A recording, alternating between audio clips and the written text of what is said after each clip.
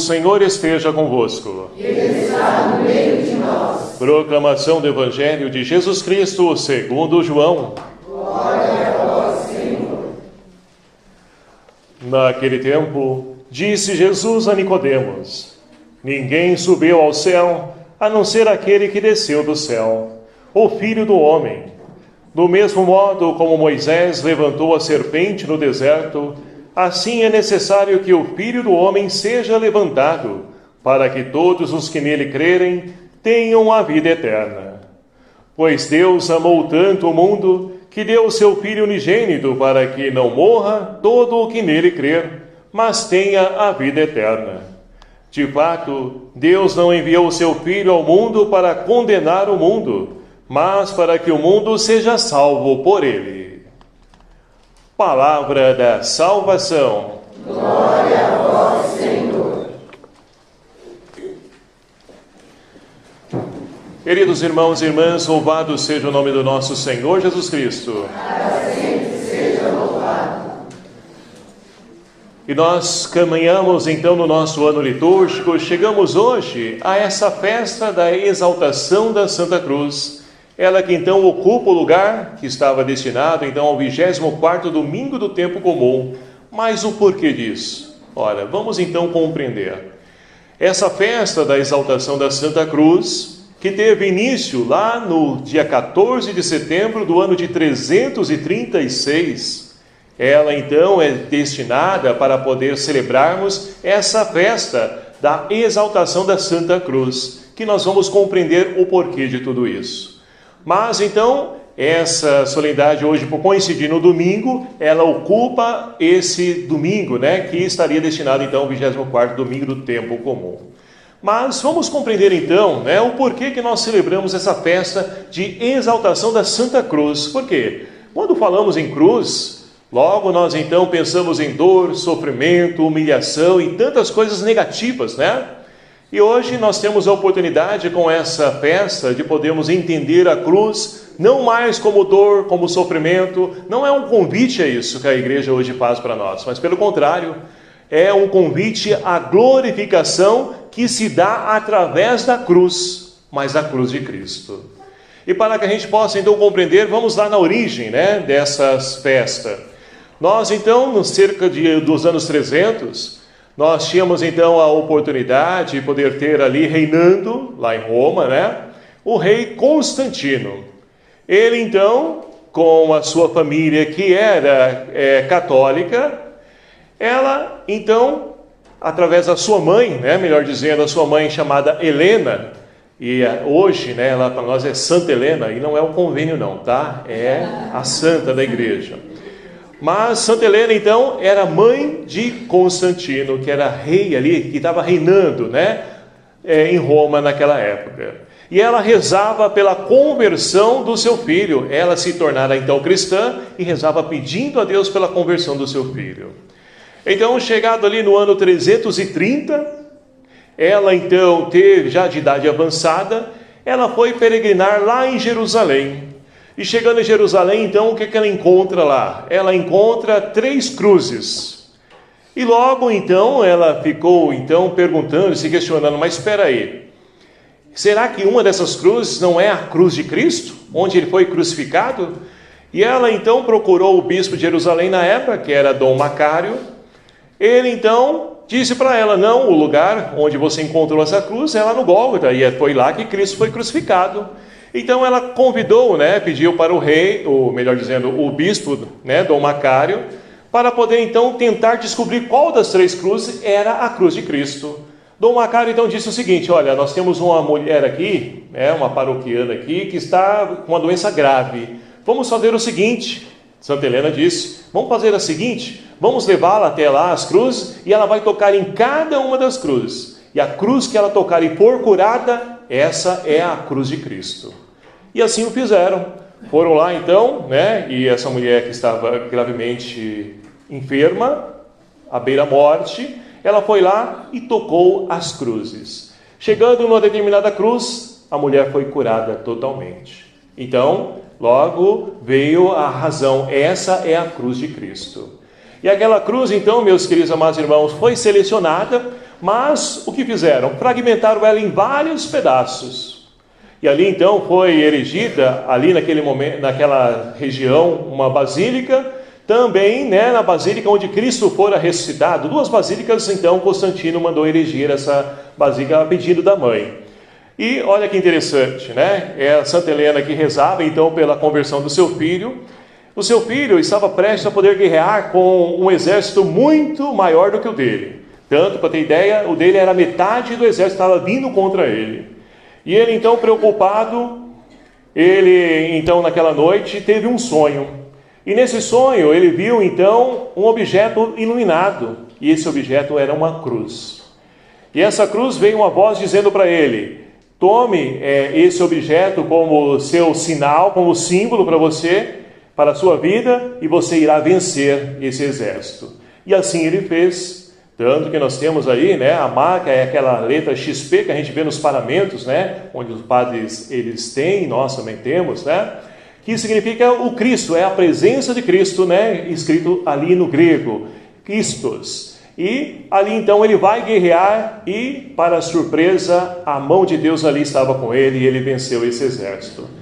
E ali então surge essa devoção, porque ele pôde perceber que a presença de Cristo se fez presente através da sua mãe, que teve essa oportunidade de poder então ali encontrar a cruz de Cristo. E aquela cruz que então, já no Antigo Testamento, era sinônimo de maldição, de perda, de derrota, agora se transformara também para ele no objeto de graça. Então, a partir do ano 336, o dia 14 de setembro, foi instituída essa festa no calendário da nossa igreja. Então é por isso que nós celebramos até os dias de hoje essa festa da exaltação da Santa Cruz. Mas vamos entender o porquê desse significado dessa festa também para nós nos dias de hoje. Pois bem, como dizia, a cruz, ela então tem uma conotação negativa para nós. Ou para alguns, carregam a cruz no pescoço, mas como amuleto, objeto, mas não compreendendo o que significa aquele crucifixo, a cruz de Cristo. E assim então as leituras de hoje nos enriquecem, nos ajudam a poder compreender o sentido dessa festa. Mas olha só, para poder compreender, nós precisamos então olhar primeiramente hoje para a segunda leitura.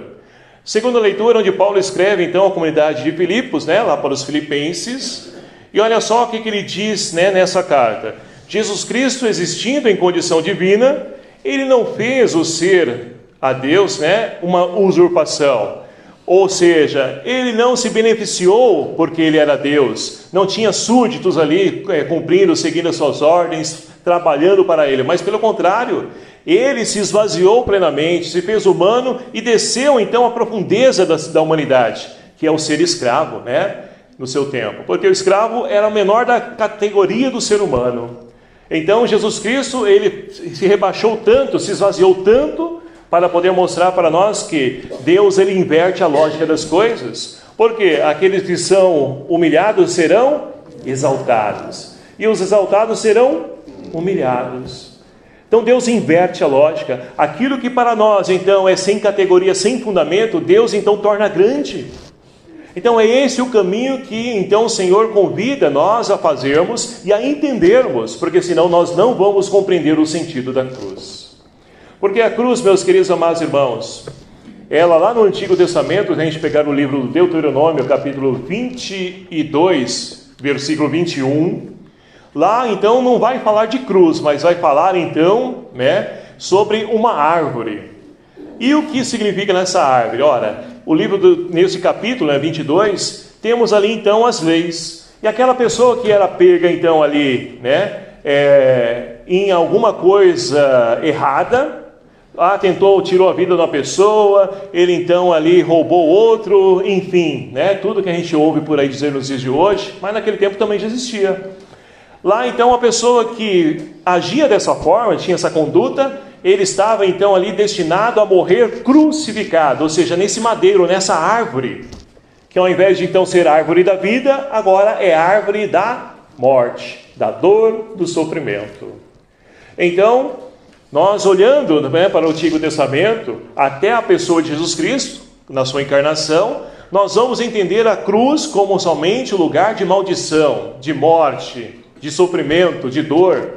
Mas Jesus, então, ao ser crucificado, ele mostra para nós que Deus inverte a lógica. Aquilo que era tido como uma maldição, ele transforma em bênção. Porque através da cruz que nós tivemos, então, a ressurreição. Ali, então, foi a ponte que deu acesso à vida nova, à vida em Deus.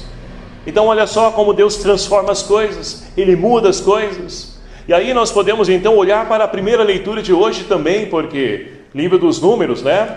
Nós temos então um povo que foi liberto das garras do faraó, está caminhando em rumo à terra prometida, terra onde emana leite e mel, né, que Deus havia prometido a esse povo. Mas no decorrer do caminho, olha só, esse livro faz questão de mostrar, de situar onde eles estão, né? Vai dizer o seguinte, olha, eles partiram do Monte Or, pelo caminho que leva ao Mar Vermelho, para contornarem o país de Edom. Tudo isso tem um para quê, tá? Mas por que eles estão fazendo isso? Para poder contornar uma cidade, que para eles também na cidade de maldição, era caminhos contrários de Deus, não, ali não vem de Deus, então vamos contornar, vamos passar por outros lugares. Então, o que tornaram o caminho mais distante ainda para onde eles estavam indo. E no decorrer do caminho, o que acontece? Ora, o povo então perde a paciência. Ah, mas espera aí, poxa vida, a gente está andando... Vocês sabem muito bem o que eu vou falar, né? A gente está viajando com criança, adolescente, né? Jovens. E aí, ele pergunta para a gente, já está chegando? Já chegou? Já está chegando? Porque perde a paciência, né? Não tem a paciência e quer chegar logo.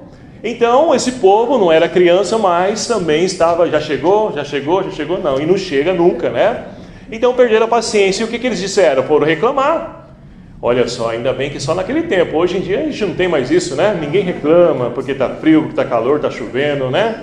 Mas naquele tempo tinha pessoas que reclamavam e olha como reclamavam, viu?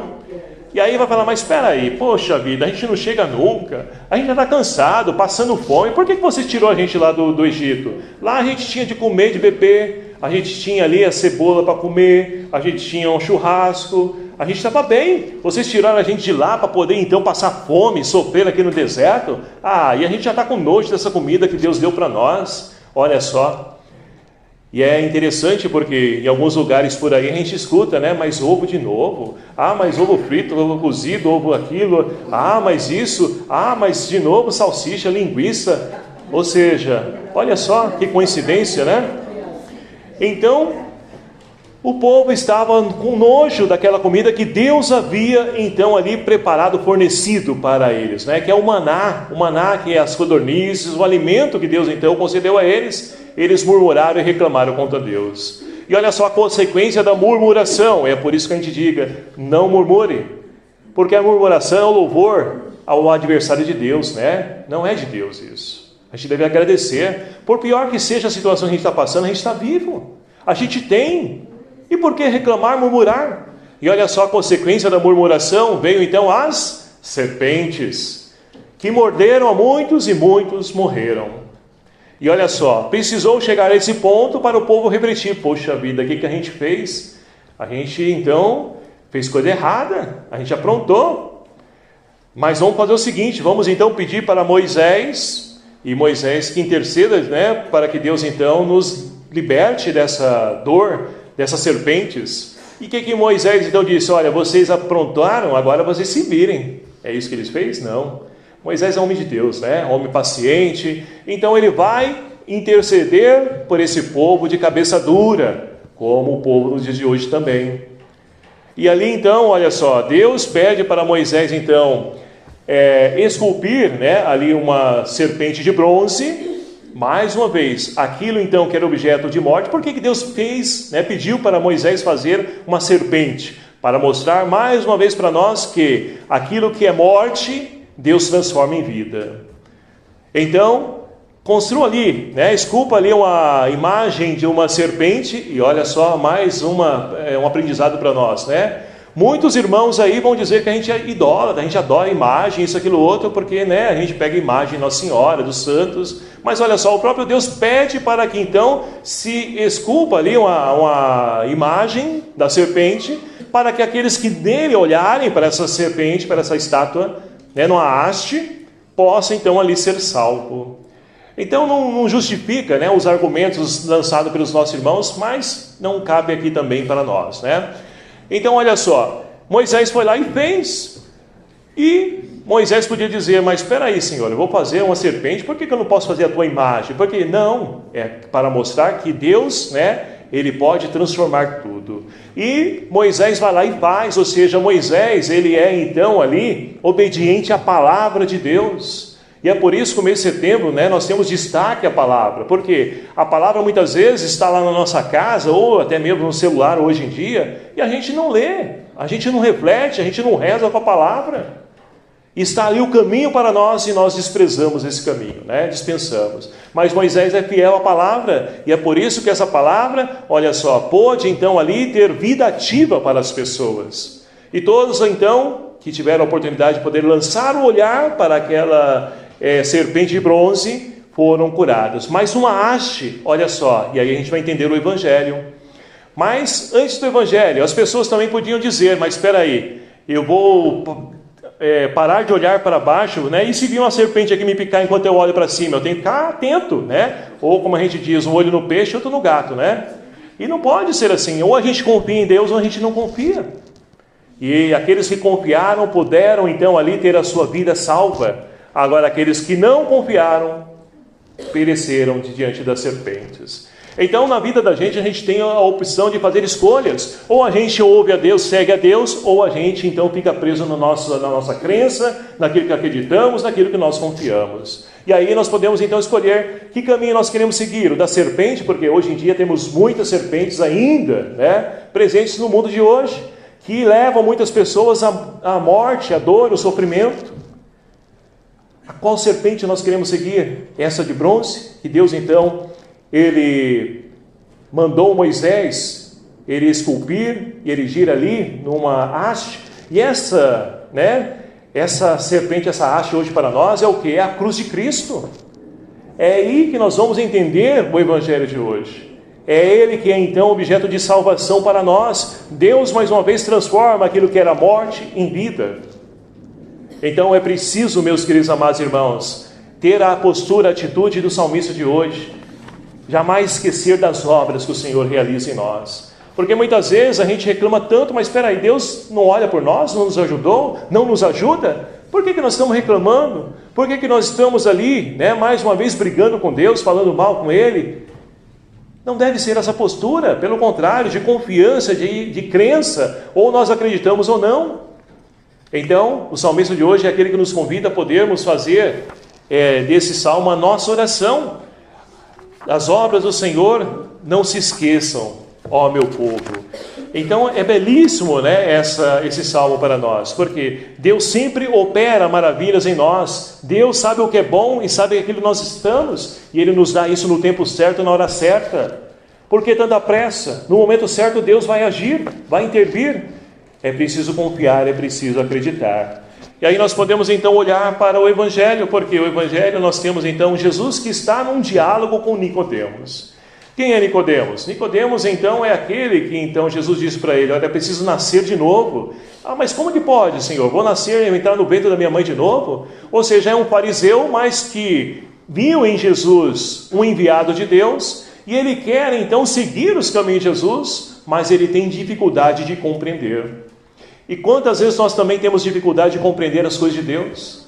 Porque nós achamos que as coisas de Deus é mais difícil, e os caminhos do mundo são mais fáceis, os atalhos que a Bíblia nos apresenta são mais fáceis. São mais fáceis sim, mas no outro domingo a gente ouvia, é preciso entrar pela porta estreita, porque larga é a porta do mundo, que nos leva à perdição, mas somente Deus nos leva à vida, e vida em abundância.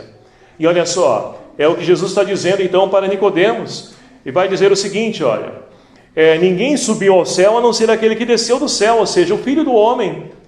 E olha só, assim como Moisés levantou a serpente no deserto, é necessário que o Filho do Homem também seja levantado, para que todos que nele crerem tenham a vida eterna. Então Jesus está dizendo que aquilo que Moisés fez lá, né, na primeira leitura a gente ouviu hoje, é já uma prefiguração, né, daquilo que iria acontecer com ele. Ele também precisava ser elegido ali, naquela cruz, para poder trazer salvação, para poder transformar aquilo que era maldição, dor e sofrimento, em redenção, em glória. Mas o triste é hoje percebemos que temos muitas pessoas que querem somente a glória. Não quer carregar a sua cruz, deixa a cruz de lado. Mas para poder então chegar à glória é preciso passar pela cruz. E muitas vezes a gente, está pesada, eu não aguento. Não, aguenta sim, porque Deus não dá, além daquilo que nós podemos. Ele não nos permite aquilo que então não cabe para nós. Se Ele deu, você é capaz. É preciso confiar, é preciso acreditar. Para que assim, olhando, meus queridos amados irmãos, para aquela cruz, nós possamos entender que ali está a maior prova de amor que o ser humano pode ter. Um Deus que se entregou mesmo sem nós merecermos. Quando ainda éramos pecadores, como diz Paulo na carta aos Romanos. Ele se entregou por amor a cada um de nós. E por que ficar reclamando, murmurando que a gente não é amado? Meu marido, meu filho, não sei. Não, a gente é amado. Olha para a cruz, ali está a maior prova de amor. E não fique mendigando o amor de pessoas, desse amor que não vale nada, assim, no sentido humano. O amor que realmente vale é o amor de Deus, porque esse amor que nos traz vida e vida em plenitude. Então, meus queridos amados irmãos, que nós possamos, ao celebrar então essa solenidade da exaltação da Santa Cruz, que nós possamos então rever o nosso olhar para a cruz. Que aspecto a cruz tem para a minha vida? O que é a cruz para mim? É objeto de morte ou de salvação? Porque se nós então ficarmos com o objeto de salvação, claro que nós vamos carregar a cruz e o fardo se torna leve, porque o próprio Cristo hoje é o Simão Sirineu que nos ajuda a carregar a nossa cruz no dia a dia. Agora, se olharmos então como algo de maldição de morte, a gente só vai enxergar isso no mundo. E não há como, se a gente planta amor, a gente colhe amor. Se a gente planta coisas ruins, vamos colher coisas ruins. A escolha é nossa. E qual é a nossa escolha? Qual caminho nós queremos seguir? Que nós possamos então escolher o caminho da cruz, tendo ciência de que esse caminho é de vida, é de salvação, é de esperança para nós e para toda a humanidade. Para que assim nós possamos então transformar essa realidade, ajudar então a matar as serpentes presentes no dia de hoje, mas para isso é preciso que as pessoas olhem para essa haste que é o Cristo crucificado. Ali, todo o que nele crer terá vida e vida em plenitude. E que nós possamos então refazer esse caminho e ajudar os nossos irmãos também a se encontrar com Cristo, o Cristo crucificado, que para nós é razão de glória, é razão de alegria. Louvado seja o nome do nosso Senhor Jesus Cristo. Assim seja louvado. Vamos então nesse momento renovar a nossa propícia.